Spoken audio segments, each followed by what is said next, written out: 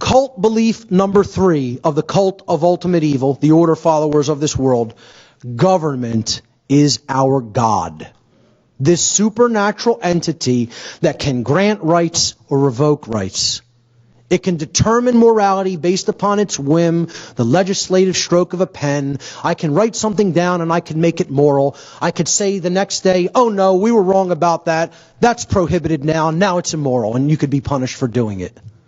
I mean, if you believe this, folks, you know, it's a naive child's mentality, which is what ultimately all these people are. They're people who have never grown up, and they have mommy and daddy issues, as we're going to come to soon. They have parental abandonment issues going on psychologically, whether they are even aware of them or not. I'm going to play a video about the cult of statism, the cult of the belief in government authority, okay? Just listen to the complete contradiction that you're about to hear from a former United States Senator. Let me see if I understand your position. Basically, would you say that it's wrong for the citizens to initiate physical force against other citizens like an armed robber does? Unless we permit but that it's okay by law. It's okay for the government to do so. Because the government has been authorized by the people. Okay, but if the government authorized armed robbers to do it, it would be okay?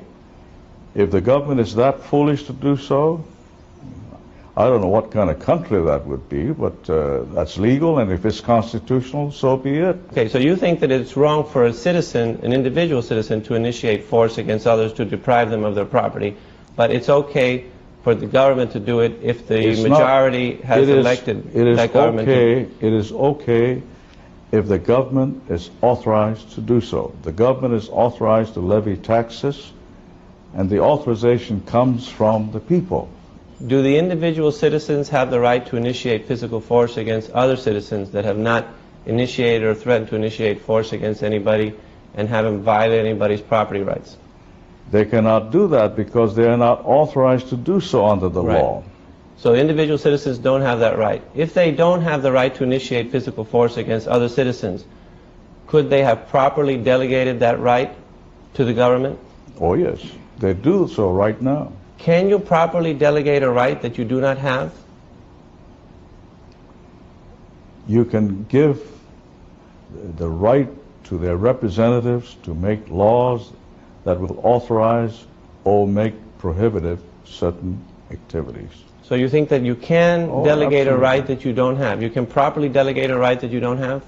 You cannot tax your neighbor, but you can authorize me as your senator to vote for a program that will tax your neighbor. Okay, so if you say that a person can properly delegate a right that they do not have, is that correct? Yes. Okay, well, I don't have the right to use your home in Hawaii, right? But could I delegate that right to some of my friends? No way. Right, so you really can't delegate a right that you don't have. You have to have the right in order to delegate it, right? We're talking about the government here. Right, but you agreed that the individuals do not have the right. You can authorize the government. Right, but did you agree? Take over my residence. Okay, but did you agree that the individuals did not have the right to initiate force against the other individuals? They don't have that right. No. So, although some people think they do. Then they could not have delegated that right if they didn't have it. They would delegate authority to us, their representatives, to make laws in their best interest. So even if they don't have the right, they can delegate it to somebody else. To make laws that might do that. So then you think that you can actually delegate a right that you do not have. The individuals do not have the right to initiate force against others. I would suppose, as individuals. Well, if they get together, then all of a sudden they have the right? If they authorize the government to do so, yes. Well, if they nobody authorize the government to enter into a war and kill people, that's a right. It seems like there's a contradiction there as far as if you say that all legitimate governmental powers derive from the people. You agree that the individual citizens do not have the right to initiate force against other citizens, then it would seem clear that they cannot delegate that right to the government. Why don't we just leave it this way? We disagree. Why don't we just leave it at this? I'm in a cult and government is my God.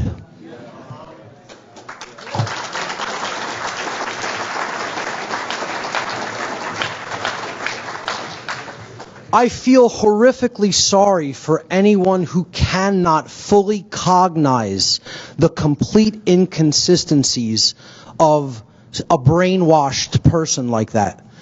Whoever cannot see the logical fallacies and total inconsistencies in this person's total perversion of cognitive processes, I feel they are just as sick as this individual is, if it can't readily be seen. So let's talk about the techniques of cults. How do the cult leaders keep the cult lower down members, the rank and file, in line? They have very strict, rigid sets of techniques that they have employed throughout human history, and they don't waver with them because they have always worked. They've worked consistently because people have still not built their consciousness up to a level where they understand how these methodologies of manipulation work. I call this the techniques of cults, or how to brainwash willing followers who want to give away personal responsibility for their own actions. And there are four main cult techniques: isolation, conformity, indoctrination through repetition, and trauma. Isolation, conformity, indoctrination, and trauma. Let's take them one at a time. Cult technique number one, isolation. Probably the single most important technique, because it makes it very difficult for anybody to penetrate the collective of the cult, the boundary of the cult. You have to physically separate the cult members or the potential cult members from the rest of their community so no reason can be spoken to them, as much as that is within your power to do so. Create an us versus them mentality. We are the family. We are the collective. Anybody outside of us is them, and they are not us. Demonize the outsiders, those who don't belong. You know, the civilians. You know, somebody recently just told me what police and military are calling us are civilian pukes. One of the big names going around within the cult. The civilian pukes. Just like their cult leaders call them their dogs, their pets, their animals, as we'll get to. Isolation is probably the most important technique. And why? Why is it so? Because you have to cut off the cult members from the knowledge that they could receive from outside of the cult. And therefore, it makes them incapable of changing. Cult technique number two, conformity. Don't tolerate any individuality within the cult. One's old identity has to be completely broken down and reformed. Completely shed and then built back up to something new and different that falls in the rigidly restricted parameters of the cult belief. And you know what? They'll be all too happy to tell you that this is what they're doing to you. In the Marines, they tell people, we're going to break you down, boy, and then we'll rebuild you back up in our image. They're all too open about how they employ these techniques. They use uniforms, one form. Rigidity. Uniforms to create sameness in appearance. And they use modes of sameness in speech and behaviors. Regimented actions. What this does is this builds up resonance. It keeps people locked in step. And they just go along with the behaviors by rote. Like a wind-up doll. Cult technique number three, indoctrination through repetition. Rigorous schedules and instructions. Repetitive behaviors, doing the same thing over and over and over and over again. And repetition is one of the greatest forms of mind control, if not the most powerful form of mind control. They put them through obstacle courses, drills, formations, marching in step, etc. Repeated phrases, chants, and songs being employed to put them in a certain rhythm, a certain vibratory energy. Indoctrinate the mind. Give it the belief system over and over again until they believe it. Keep repeating the lie until it is widely believed. Cult technique number 4 is broken down in 2 halves, 2 parts. There's physical trauma, and then there's mental and emotional trauma. The physical trauma consists of high levels of activity to the point of exhaustion, low sleep time and disrupted sleep, high carbohydrate intake and low nutrient intake in the diet. This damages the brain. It puts somebody in a state of weakened resistance. Their body, mind, and spirit are unable to resist the dictates of the cult. They weaken them through these techniques physically. And then they use emotional trauma to weaken the spirit. Verbal and psychological abuse heaped at them continuously, constantly telling them they're not good enough. Unexpected, sudden, or shocking scenarios create trauma, create a situation. Oh, you have to jump up in the middle of the night and respond to this scenario that's happening. A perpetual atmosphere of fear. And as we saw in the natural law expressions, fear can only lead to ignorance, confusion, control, or slavery, and ultimately chaos. That's all it can ever lead to. Can't ever lead to any of the good expressions of natural law: knowledge, understanding, wisdom, freedom, sovereignty. Can't lead to any of those things. Certainly can't lead to order and justice in a society. And that's why they employ these 4 overarching methodologies. And you see, I've used images of the modern day cults. But you know what? These are the same with every single destructive religious cult that has ever existed on the face of the earth. The techniques are the exact same, identical. The cult rank and file membership of the cult of ultimate evil, which I'm talking about, the order followers, the police and military, are viciously, symbolically, occultically mocked by their cult leaders. And I talked about this at Free Your Mind 1 back in 2011 in Philadelphia. I gave a presentation called The Occult Mockery of Police and Military Personnel, where through first-hand experience of being involved in a satanic cult myself with the cult of ultimate evil's leaders, the people who actually direct these cult members, these order followers, being around them in that satanic cult, first-hand from their lips to my ears, when I was a membership of that cult, in the membership of that cult, they expressed what they think about their order followers, the people who protect them and their agenda. And the only thing they ever call these people is their dogs or their pets. That's it. They look at them as attack dogs on leashes. You'll attack when I tell you to attack, dog. You'll sit when I tell you to sit, dog. You'll sleep when I tell you to sleep. You'll eat when I tell you to eat. And they give them dog tags to wear around their neck. And they put all kinds of dark occultic symbolism all over their brain. The checkerboard floor of the house in Freemasonry represents total ignorance, total unconsciousness. The complete lack of understanding of the difference between right and wrong is what the checkered floor represents. Well, why would the cult leaders wrap it around the brain of their followers?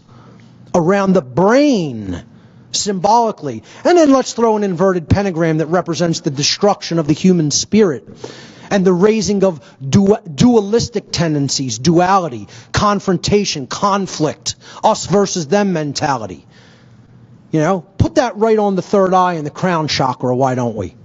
Yeah, we're not ritualistically mocking anybody who doesn't even understand our language, our symbolic language. No. They call them their dogs. And that's what they're doing, getting to eat their worthless fiat currency out of a trough, out of a dog bowl. The supporters of order followers constitute ancillary cult membership. They are ancillary cult members, secondary members of the cult of ultimate evil. And you know what? There's a whole lot more of them than there are the main membership of the cult. A whole lot. who support what this cult does, thinking that they're doing something that is good or can lead to something that is good. This is the exact dynamic that I'm talking about of ancillary cult members. The supporters of the order followers, because they're my husband or my son or my brother, etc. And you know, not to make this any kind of a gender-related statement, but the ancillary followers of the cult are largely women because they're supporting the men who are involved in the cult. The men in their lives, they'll often support blindly. Because they don't want to believe they're doing something that is evil. They don't want to confront them on it. And that's what women have to step into, a infinitely more powerful role that they have within their capability to change this world through the non-support of these cult members, the non-support of dominators. When they step into that kind of power, that's when women are stepping into the true sacred feminine power of real care, real heart-based intelligence, and that's where is going to be their power to completely transform this world.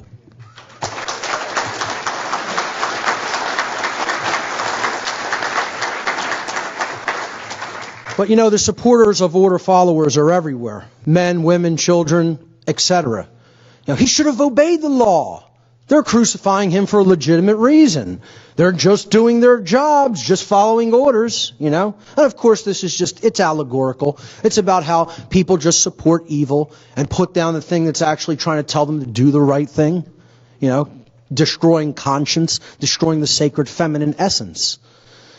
In many ways, the supporters of order followers, the ancillary members of the cult of ultimate evil, are doing more damage to the morality of human society than the order followers themselves, especially due to their vastly greater numbers. Order followers and their supporters are the true destroyers of this world. Unfortunately, that statement is true. People always want to pass the buck. They want to point fingers outward. They never want to do this. See, that's what I had to do to get out of the cult. Couldn't do this. Couldn't say it was you. Couldn't say it was the cult leaders. I had to recognize at a deep fundamental level of my being that I was the problem. And I was wrong.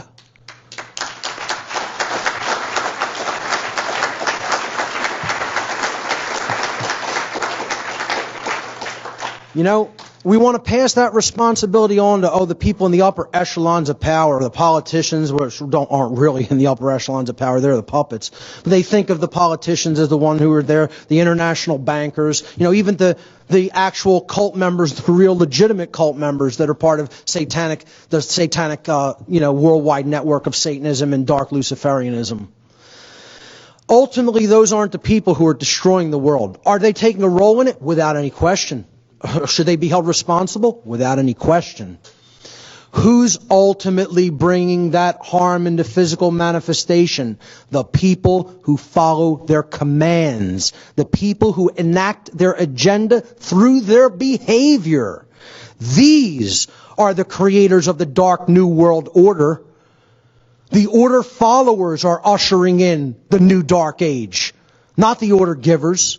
The order givers play their role. But the order followers are the ones who bring the harm into actual manifested reality. Order followers are the destroyers of the sacred feminine dynamic of care. This is the background for my entire presentation. I brought it up as the first slide for people to contemplate at the beginning. They are taking aim at the goddess principle, the non-aggression principle, true care, the compassionate and nurturing aspects of the being. That's what they're destroying within themselves. And then through the violence and the slavery that they're enacting and supporting through their behaviors, they're destroying that dynamic of care outwardly in a wider sense in society. And this is the state of the sacred feminine dynamic of the people of the earth. The goddess is weeping, ladies and gentlemen. And she needs to be rejuvenated desperately. And we need to be the people to help rejuvenate that sacred feminine energy. Let's talk about the solution. What is to be done about this? What can be done about this? Is there a solution? Yes, there is. The solution is the people right here in this room.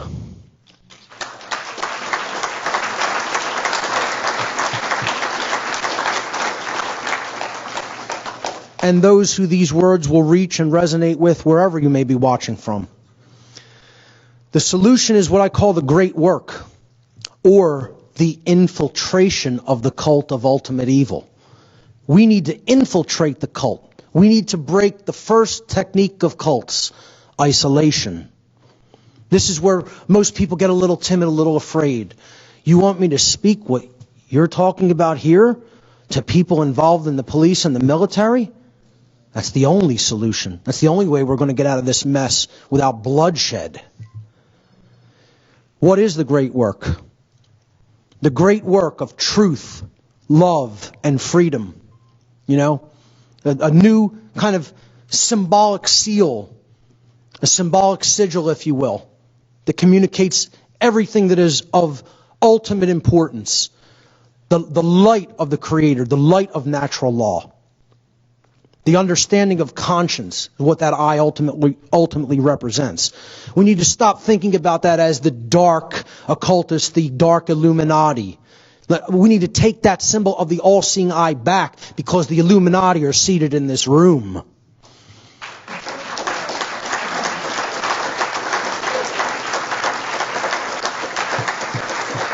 We are illuminated with the knowledge of the difference between right and wrong behavior. You know? That's what that eye ultimately represented throughout history. To do the great work is to do the hardest work there is to do. It is to try to move the human race into uncharted territory, into the unknown country, into a place that many fear to go because they've gotten so comfortable in their slavery. The great work is the arduous task of influencing others. Okay, and this happens once you've become illuminated with the knowledge of the difference between right and wrong. You got to start there first. You got to get your head straight. You got to get your soul straight. Then you can assist with others. But that's what the great work is. The great work begins once you've healed yourself. Then you could start influencing others. That's doing the great work. It's the arduous task of influencing others to abandon their false religions, the dogmatic and dangerous beliefs which hold back the progress of consciousness by impeding the reception of truth and natural law. Doing the great work is to help others to realize that in supporting and condoning the legitimacy of authority and government, that they have actually been supporting and condoning the legitimacy of violence and slavery, and that they were immoral for having done so. This is the very reason that the great work is so difficult to do and why it is so unpopular. Why so few people on this planet are actually engaged in doing it. We need to increase the numbers by not the thousands, not the tens or hundreds of thousands, but by the hundreds of millions is the number of people that need to be doing the great work.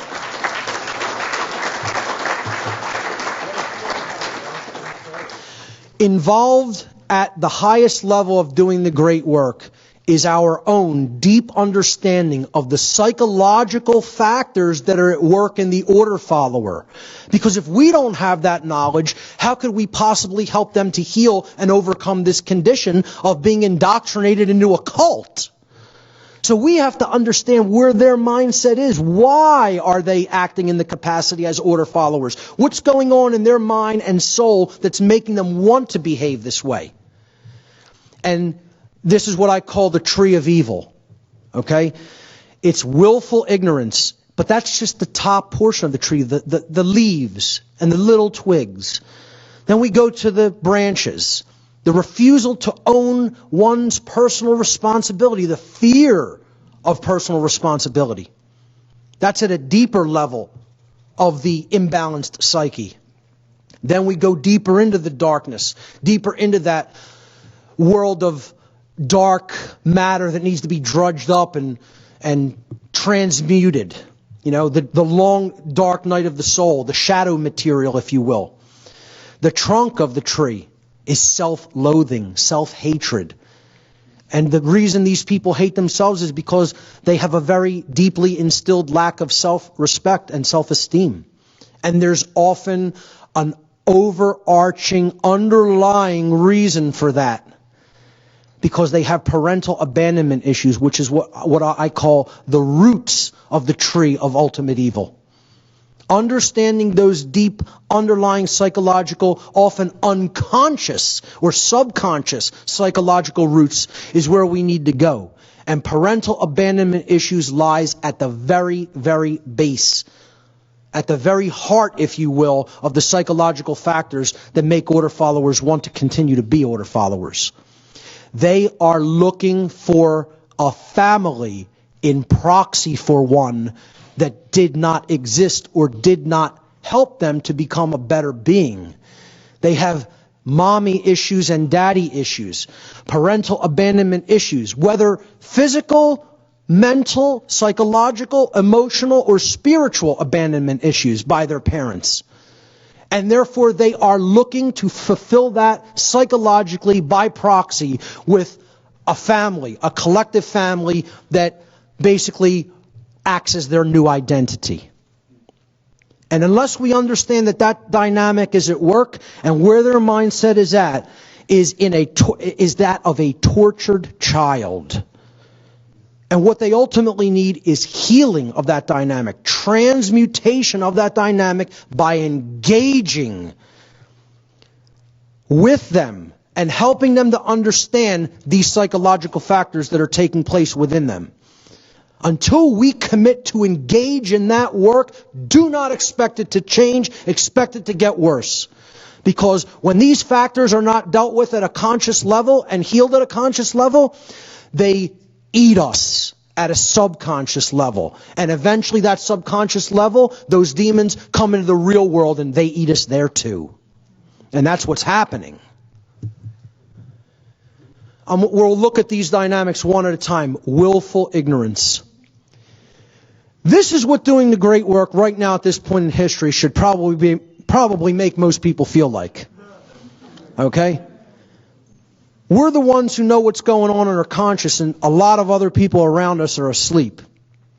But you have to battle through that condition through willful persistence. Persistence is required to do the great work. Even if this is people's condition, you speak the truth to them anyway. You plant seeds that could blossom at a later point in time, once they've seen a little bit more and grown a little bit more. Never stay silent when it comes to issues of right or wrong. You have to speak that truth out into existence, into the universe.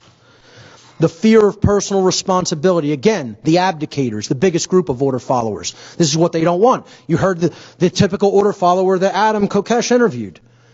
You're trying to, abdicate that personal responsibility, aren't you? And he says, sounds about right. Par for the course. Just admitting it. He doesn't want that obligation on him. Well, you know what? Doesn't matter. It's on you whether you want it or not.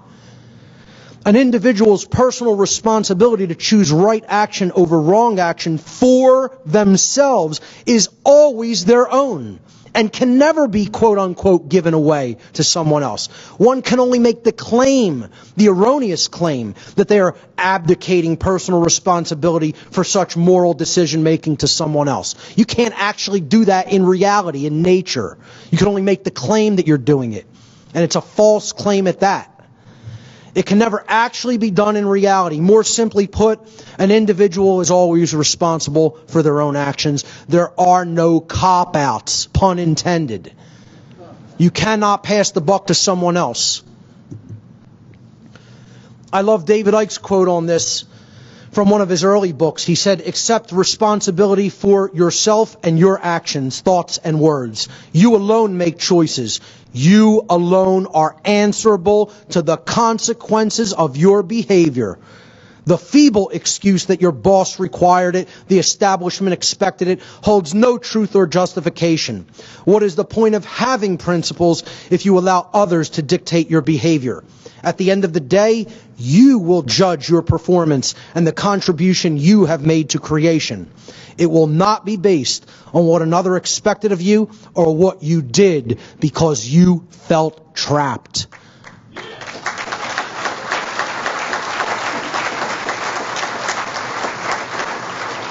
There are no cop-outs or excuses for immoral behavior. We have that personal responsibility on us whether we accept it, want it or not, or understand it or not. Self-loathing is the next psychological dynamic that keeps order followers in the positions that they are in. Self-loathing is one of the main underlying psychological conditions that causes people to attempt to abdicate their own personal responsibility to exercise conscience and to fall into patterns of order following and justification. Just as it is not possible for an order follower to truly be exercising conscience, it is not possible for an order follower to truly love themselves. Not possible. No one who is actively involved in the dynamic of order following can be an individual who truly loves themselves. At some core psychological, spiritual level of their being, they are engaged in self-hatred. Self-loathing is created when an earlier trauma technique of the cult has been suppressed and buried into the subconscious mind instead of being confronted, dealt with, and healed directly. Such trauma could take the form of feelings of inadequacy, whether real, suggested, or imagined. And that brings us to parental abandonment. That's what's creating those feelings of inadequacy. See, this image is what's known as a golem, a being that isn't actually imbued with a soul but can perform rote behaviors. And it's holding this sign that says, I have suffered, and therefore I shall cause suffering. And that is the path to slavery. That is the mindset of the perfect slave. Anyone who wants to just continue to inflict harm and suffering just because they've gone through harm and suffering themselves is putting themselves into a deeper prison. The only thing that can ever heal self-loathing is self-respect. The word respect itself comes from the Latin prefix re, meaning again, and the Latin verb spectare, meaning to look at. Only self-respect can heal self-loathing and therefore help to put an order follower on the path to conscience. Working with the shadow material of the self is some of the most difficult work one can ever do, and that's why most people turn around and run away from it 1,000,000 miles an hour in the opposite direction. Because looking in that mirror is the most difficult place to look. And when I got out of the cult that I was involved in, it took long, hard hours of self-introspection and what seemed like endless days of suffering that would never end. Because I had to keep delving into that shadow material and working with it and saying, hey, you caused this. You're part of this condition. You're part of the continuation of this evil. And you have to change what's going on in here and here if anything out there is going to change. And most people don't want to do that work. That's what real respect is about. That's when I finally developed self-respect. It means to take another look at yourself. That's what you're respecting, looking at again, the self. All of these psychological conditions, willful ignorance, self-loathing, refusal to accept personal responsibility, it all comes down to the being is still acting at an inner level like the abandoned child because they did not receive the support from their parents, from their community, etc. And they're looking to the cult belief system as the proxy parent that they never really had fully developed. That relationship was never fully, truly developed. Which is why this connects so deeply in with Len and Honor's work, I can't even tell you. Conscious parenting. Good parenting is so big a part of the solution. You know?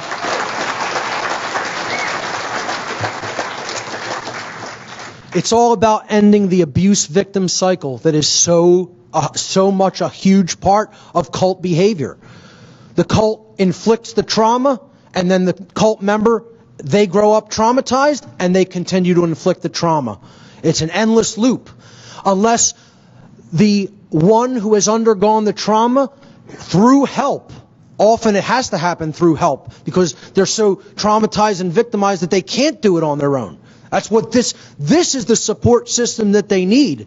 Those who are going to reach out and do that great work with these people, you have to be that support system for these people to help them to go through that narrow pathway to healing, where the experiencer of trauma is finally healed through applied knowledge, care, and will. And most of all, through the sacred feminine dynamic of care. Cult members often have a fear of chaos, of what would happen if this thing I've always known and always been a part of would suddenly be gone. How would I live? What would be my identity? How would we do things that we've been doing, with this system in place if it wasn't in place? True freedom, ladies and gentlemen, includes infinite possibilities. No better definition of true freedom in my book. By definition, infinite possibility includes the possibility of chaos manifesting. We cannot fear that possibility.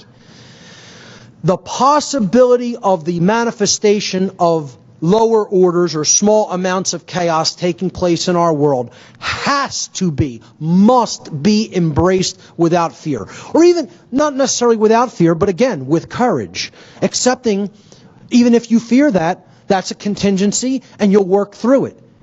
You'll exercise right action in spite of that fear, in spite of that possibility for chaos. The manifestation of chaos can be a powerful teacher, which brings us to the painful but often indispensable lessons of what we should not do. The apophatic lesson. Understand what is a right by understanding what is not a right. Understanding what was the right path to go down. If you go down the wrong path and you make a mistake, you have to be able to consciously recognize that, admit that you were wrong, turn around and get back on the right path. That's what really understanding the self is all about. That's what really having true self-respect is all about. The ability to admit that you were wrong and learn from your mistakes. Ultimately, the fear of this idea, it can never work out if we do things differently. The fear of the possibility of chaos equates to the fear of true freedom. We have to shed that fear if we want to move forward. And we have to help the order followers shed that fear. Through their fear of the possibility of chaos, order followers advocate the legitimacy and the continuance of authority and government. And therefore, they are actually advocating the legitimacy and continuance of violence and slavery. They think they can get rid of those conditions by what they continue to do, when what they continue to do can only continue to create those conditions. Pure logic, ladies and gentlemen. Those who believe that authority is necessary and that it must continue have actually been duped into believing that human slavery is necessary and must continue in order to prevent chaos. Violence and slavery cannot prevent chaos because violence and slavery are chaos.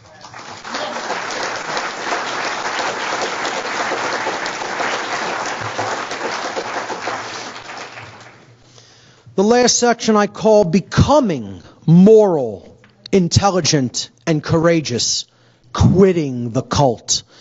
And I'm here today announcing I'm going to create a new campaign as part of What on Earth is Happening. And it is going to be called the Quit Your Cult campaign.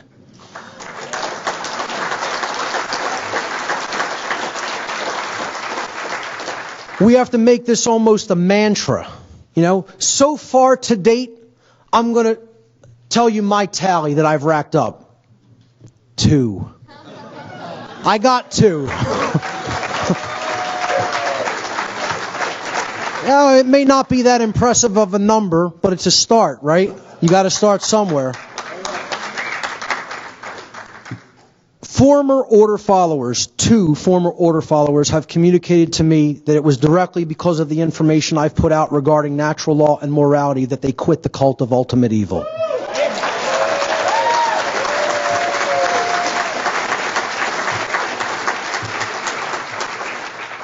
We need the return of the sacred feminine energy, which is the dynamic of true care, nurturing, and compassion.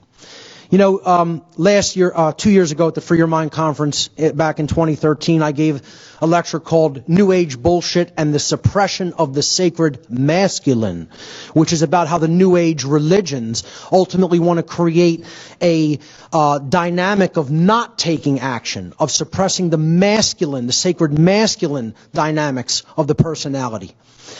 What this lecture is all about are the forces that are trying to suppress the sacred feminine aspect of the consciousness and personality.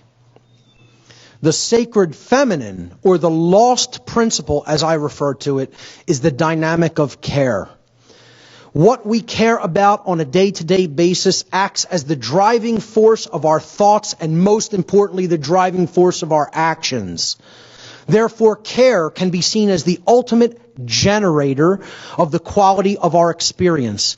This principle has been often referred to as the generative principle, the creative principle. The word generative is derived from the Latin verb generare, which means to create. What we care enough to put our will behind, what we care enough, what we use the sacred feminine care enough to put our will behind, the sacred masculine action of will, dynamic of will, is what ultimately gets created in our world. This is the real law of attraction, the real law of manifestation. The world is the way that it is today, sadly, because most people do not care enough, even if they say they want things to be different, to change the world through their actions. This is why the dark occult, the cult of ultimate evil, the order givers of the cult of ultimate evil engage in a ceremony yearly, a symbolic ceremony called the cremation of care, immolating care symbolically. And their order followers continue to do it right here in the real world, not the symbolic world, the very real world of behaviors. There's two principles that constitute enlightenment, and we need to engage both of them if we're going to see the return of both the sacred masculine and the sacred feminine. The sacred feminine principle is the principle of non-aggression, the non-aggression principle. The first pillar of enlightenment is this sacred feminine principle. It is also called the non-aggression principle. It states, very simply, do not engage in violence. Violence is the immoral initiation of undue physical force which one does not have the right to take against their fellow being. In other words, do not immorally initiate non-rightful use of physical power to coerce, constrain, or compel the rightful physical behavior or free will choice of other sentient beings. Don't engage in violence. Along with that, wedded to that, in union, in sacred union with that, is the sacred masculine principle of self-defense, which I talked a lot about at last Free Your Mind 2. The second pillar of enlightenment is the sacred masculine principle, also called the self-defense principle. This principle states sentient beings have the inherent right to use force to defend themselves from violence conducted upon them by another. Never to initiate that force, but to use it in response to violence that has been waged against them in proportion to that violence. That's the sacred masculine principle of self-defense. True enlightenment is the sacred union of both of these principles, the sacred feminine principle of non-aggression combined with and wed to the sacred masculine principle of self-defense. Only when we create that sacred union between the sacred masculine and sacred feminine within each of us are we going to see real world change happen. This is the alchemical wedding, as it has been referred to as. And it's beautifully, symbolically depicted here on the tarot card, The Lovers. Once again, I just want to reiterate the powerful role, especially that women can play in this sacred union of bringing forward the care and the compassion to help transmute the consciousness and the mindset of the order followers. Because let's face it, these order followers who are really bringing this harm into manifestation are largely men doing the bidding of their cult leaders. Okay, it just happens to be men are the physically stronger of the genders here on earth, of our species, and therefore they're groomed for that role, the out of control masculine aspect, the dark masculine aspect. But women can play the powerful role of transformers if they step into that courage and they challenge the cult of ultimate evil, challenge its validity. On its face, it needs to be challenged. It needs to be recognized as inherently illegitimate authority and government and the violence that they conduct. So women can help men who are involved in that cult to break free if they step into that courage and they step into that sacred feminine dynamic. Then that sacred feminine energy can drive the sacred masculine energy. Because care ultimately has to drive the will. This is what was meant by the phrase, love is the law, love under will. Love has to be the foundation. Higher consciousness has to be the foundation upon which you build the sacred masculine will. So the sacred feminine has to be the foundation. That's true care. Then you could build the true will, the sacred masculine dynamic upon that foundation, that sacred feminine dynamic of love. The sacred feminine drives the sacred masculine action. And how ultimately the cult followers, the order followers of the cult of ultimate evil are going to have to break their mental bondage is through the use of the lost word. A very powerful concept in my work, which comes from the esoteric tradition of Freemasonry, as I will describe here. The lost word is a concept in esoteric Freemasonry, which represents a state of consciousness that has been largely lost to the majority of human beings. In order to speak the so-called lost word, a human being must work upon themselves in order to achieve a state of non-contradiction between their thoughts, emotions, and actions. In such a state of unity consciousness, that being has truly come to understand the self and the working operations of natural law, moral law. And in doing so, they've deeply realized the objective difference between right and wrong action. Or, as these concepts are referred to in Freemasonry, light and darkness, respectively. Light is truth and right action, and darkness in Freemasonry is ignorance and wrong action. And I'll just go back a slide. You'll notice the G, okay? The G stands for the generative principle, the sacred feminine principle that has to drive right action. The compass is compassion. It has to circumscribe our behavior, be the actual boundary conditions through which we operate in the world. Beautiful symbolic allegory if Freemasonry is properly understood. In the enlightened state of consciousness that is generated through the knowledge of natural law, conscience in other words, a human being is finally able to step up and speak the lost word, which is no. No is the lost word. No is the word of all power. We reclaim all of our power as sovereign beings when we say no to evil, when we say no to authority, when we say no to someone who is trying to tell us what to do against our better judgment and against what we know to be right. Okay? Only when we say no to those who would claim to be our owners, to those who would claim that it is they who will decide which rights we have or do not have, do we stop externalizing our power to anyone outside of ourselves, and in doing so, reclaim all of our natural rights. Sadly, very, very few people in our world have the knowledge, the care, and most importantly, the courage that is required to do this. See, that's the courage that the order follower currently lacks. They can only develop that courage to get out of the cult through the lost word of saying no to evil. Unfortunately, since so many lack that courage, that is why the all-powerful lost word is considered lost to humanity.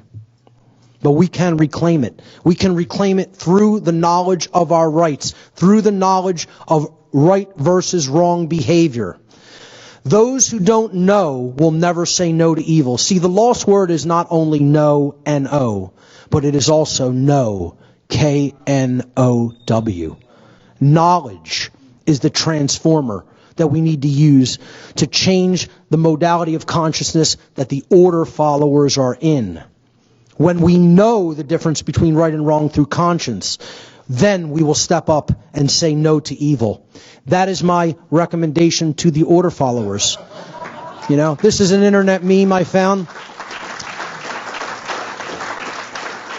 Just say no to gangs. I couldn't have said it any better, or maybe I could have. What they need to do is just say no to cults. Ladies and gentlemen, one of the principles that I personally live my life by is never give someone else advice that you haven't followed yourself. Well, you know what, ladies and gentlemen? I'm about to give some really important advice to all the order followers out there today. And I can do it because I followed that advice and I already did it. Quit your cult. Ladies and gentlemen, thank you so much for your kind attention.